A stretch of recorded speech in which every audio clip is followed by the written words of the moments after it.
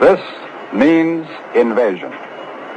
Ladies and gentlemen, here we are back at Columbia's news headquarters, the newsroom in New York. I've just taken the microphone out of the studio again and back into our news headquarters.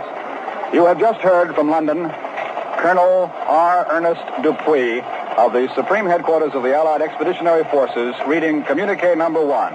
Everything to this point has been German reports, and Communique Number 1 now says, under the command of General Eisenhower, Allied naval forces, supported by strong air forces, began landing Allied armies this morning on the northern coast of France. It is now official. The landings have begun, and at this moment, here is Columbia's military analyst, Major George Fielding Elliott.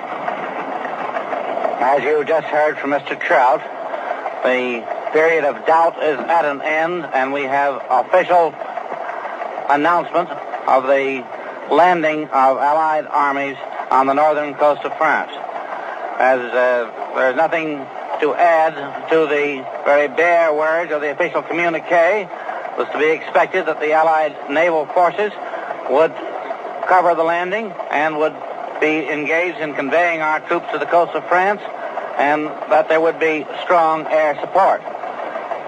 When there's any further details to give you, we will bring them to you promptly, and we'll try to analyze them for you as well as we can within the limits of the information that we get from time to time. Now, here again is Mr. Trout.